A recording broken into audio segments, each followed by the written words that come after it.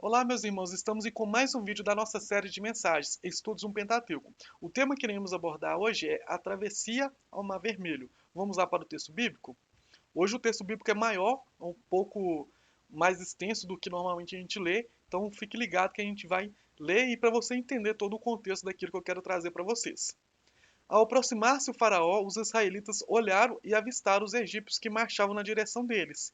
E aterrorizados, clamaram ao Senhor. Disseram a Moisés: Foi por falta de túmulos no Egito que você nos trouxe para morrermos no deserto? O que você fez conosco, tirando-nos de lá? Já tínhamos dito a você no Egito: Deixe-nos em paz, seremos escravos dos egípcios. Antes de ser escravo dos egípcios do que morrer no deserto.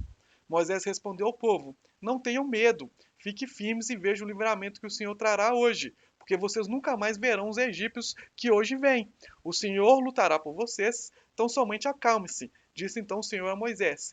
Por que você está clamando a mim? Diga aos israelitas que sigam avante ou que marchem. Erga sua vara e estenda a mão sobre o mar, e as águas se dividirão para que os israelitas atravessem o mar em terra seca. Eu, porém, endurecerei o coração dos egípcios, e eles os perseguirão. E serei glorificado com a derrota do faraó e de todo o seu exército, com seus carros de guerra e seus cavaleiros. Os egípcios saberão que eu sou o Senhor, quando eu for glorificado com a derrota do faraó, com seus carros de guerra e seus cavaleiros. A seguir, o anjo de Deus que à frente dos exércitos de Israel retirou-se, colocando-se atrás deles. A coluna de nuvem também saiu da frente deles e se pôs atrás entre os egípcios e os israelitas.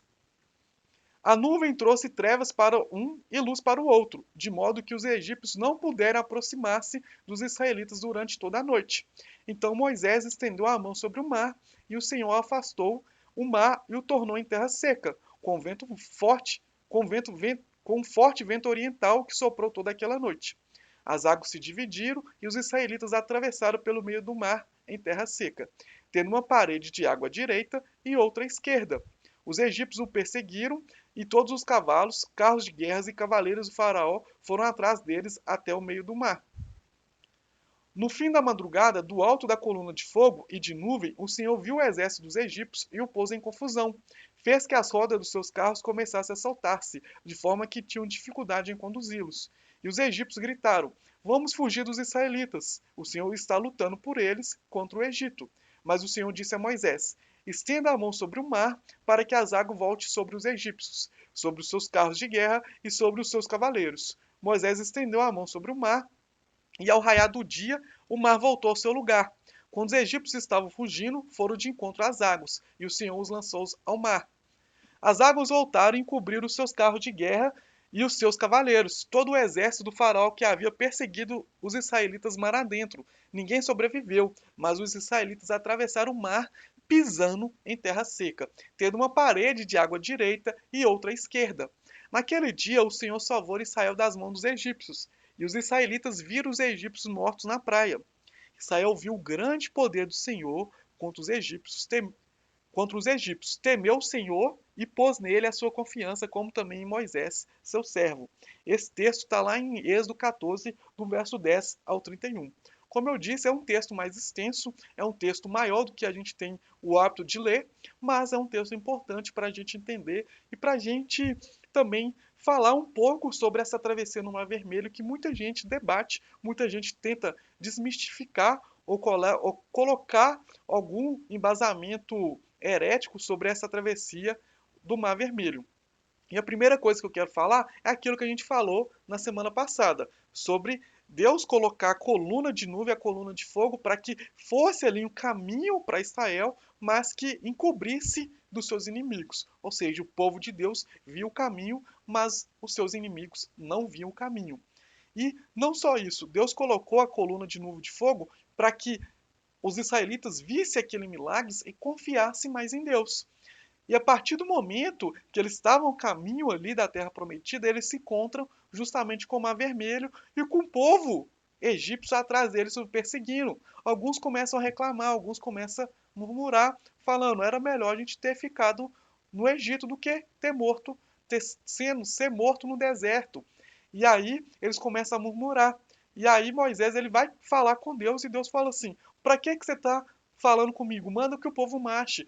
Toque o seu cajado na água, que a água se irá partir, irá formar uma coluna de água do lado direito e uma coluna do lado esquerdo. E aí que entra uma das maiores divergências teológicas e uma das maiores debates que principalmente pessoas que não creem na Bíblia vão falar sobre essa situação do Mar Vermelho. Algumas pessoas vão falar que na verdade o mar não se abriu, mas que a maré baixou e aí eles conseguiram atravessar ali naquela maré baixa no Mar Vermelho.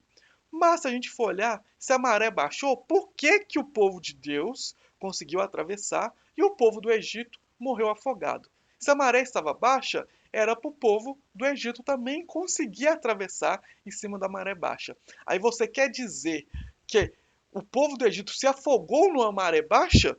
Por mais que você pode dizer, ah, não, mas a maré voltou a subir de novo e acabou ali levando o exército de Faraó. Mas se a maré subiu tão rápido assim, né, ao ponto de levar o povo do Faraó, por que que eles não saíram nadando e não sobreviveu alguns?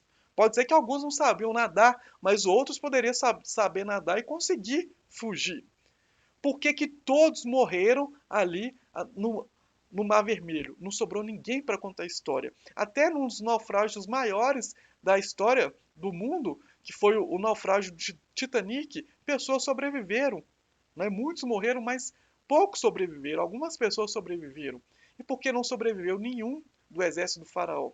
Né? Seria meio estranho as pessoas se afogar numa maré baixa, numa maré que você pode andar ali tranquilamente, do que pessoas familiares podem andar ali tranquilamente, que idosos podem andar tranquilamente e pessoas que são soldados, são preparados para a batalha, são preparados para essa situação, morrerem afogados. Então esse é o primeiro ponto. O segundo ponto é que a própria Bíblia diz que o povo de Deus atravessou a pé seco, ou seja, não havia maré baixa, não havia uma marolinha ali, como alguns vão dizer. O povo atravessou aos pés secos, ou seja, ou você acredita na Bíblia inteira, ou você começa a rasgar a sua Bíblia. Não tem como acreditar na Bíblia pela metade. Ou você acredita que tudo na Bíblia é verdade, ou não tem como acreditar somente naquilo que é agradável para você. E a Bíblia diz: o povo atravessou aos pés secos. Então, se a gente acredita na Bíblia, a gente tem que acreditar que aquilo que está escrito é uma verdade. E não só o segundo ponto que vai falar que o povo atravessou aos pés secos, mas também vai falar que Deus abriu o mar e fez uma parede do lado direito, uma parede do lado esquerdo de água para o povo atravessar. Novamente, se a Bíblia está dizendo, se nós acreditamos na Bíblia, se nós confiamos na Bíblia, devemos acreditar sem questionar. A Bíblia não é a verdade, nem é o único caminho que vai nos mostrar a Deus, nem é o único caminho que vai nos levar a Jesus, então devemos acreditar até naquilo que parece ser inacreditável. O próprio apóstolo Paulo fala que Deus fez das coisas loucas para confundir os sábios. Ou seja, Deus ele trouxe coisas malucas, coisas loucas para justamente confundir aqueles que se dizem sábios, aqueles que se dizem sabedores da razão.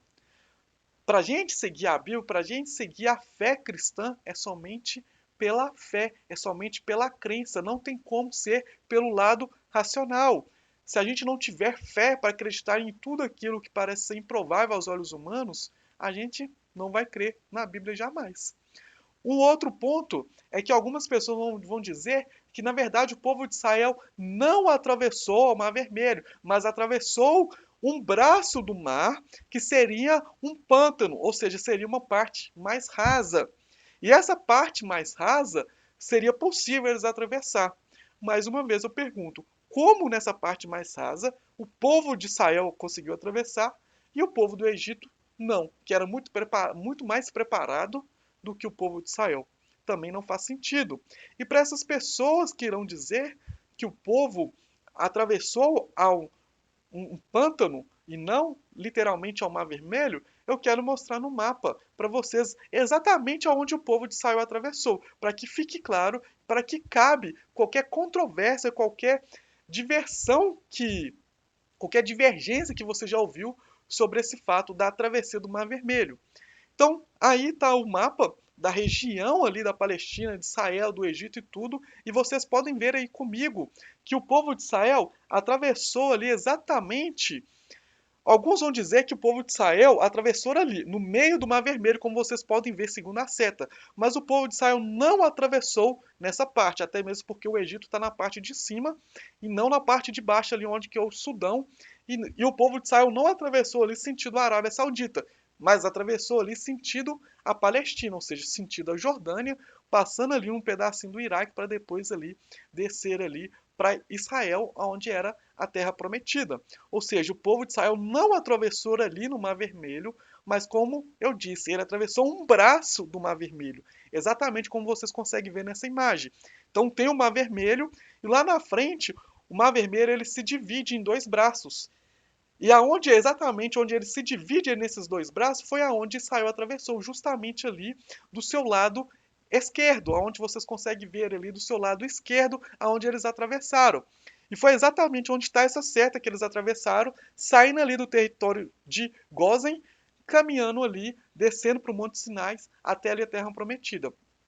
Esse pedaço de terra, inclusive, que a gente está vendo aí, que parece ali um triângulo invertido, é exatamente aquela imagem que a gente viu na semana passada sobre o caminho que o povo, na semana retrasada, perdão, que o caminho que o povo seguiu sentido a Terra Prometida. Se você não viu esse vídeo, clica aqui em cima e assista esse vídeo da semana retrasada para você ver como é esse território que a gente está vendo ali, que parece um triângulo, como é esse território. Talvez ali por imagem a gente vê ali um território pequeno, mas é um território extenso ali, com um território grande ali, muitos ali do território ali pegando ali o Egito, pegando ali a terra dos filisteus e também ali um pedaço de Israel.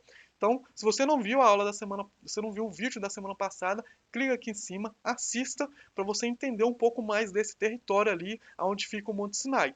Então o povo atravessou ali exatamente nesse braço do Mar Vermelho. E esse braço do Mar Vermelho continua sendo o mar. A única coisa que muda ali é a extensão de água. Se a gente for olhar na seta embaixo, a extensão de água, a quilometragem que eles iam atravessar de água era muito maior do que atravessar o Mar Vermelho, mas continua sendo mar. E como eu falei, se não fosse ali um mar, se não fosse profundo ali onde eles atravessaram, não teria explicação para a morte de todo o exército ali do faraó, de todo o exército egípcio. Então, esse boato, essa falação que alguns críticos vão dizer que o povo de Israel não atravessou o Mar Vermelho é mentira. Inclusive, lá na Bíblia judaica não existe o termo Mar Vermelho, existe Mar de Juncos, que é exatamente esse braço do Mar Vermelho. Principalmente o povo de Israel, o povo da Palestina, vai chamar ele de Mar de Juncos. Então, não existe divergência na Bíblia. Existe o quê? Uma coerência que a gente precisa entender através de estudos. A partir do momento que a gente dispõe a estudar, dispõe a entender exatamente o que a Bíblia está dizendo, tudo fica claro. E aqui eu trouxe para vocês algumas imagens do Mar Vermelho.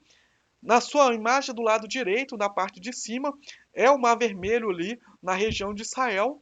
E a sua imagem do seu lado esquerdo, do seu lado direito, aliás, do seu lado esquerdo é o Mar Vermelho ali nas margens de Israel e do seu lado direito é o Mar Vermelho ali às margens do Egito. Então a gente vê ali até mesmo que o Mar Vermelho do lado direito, que é nas margens do Egito, é até a água mais clara e o Mar Vermelho ao lado ali de Israel a água mais escura, mais escura. Inclusive, olhando ali para o Mar Vermelho, ali nessa parte do lado do Egito, eu tenho certeza que muitos aqui já vão pensar assim: nossa, agora eu quero conhecer o Mar Vermelho, né? Parece um Caribe, né? E de fato é, né? Ali o Mar Vermelho, principalmente esse pedaço ali do mar, bem próximo ali ao Egito, são águas muito claras, são águas ali muito cristalinas. E a gente consegue entender isso justamente através desse mapa que ali, onde eu mostro ali, do Mar Vermelho, ele pegando dois braços. Um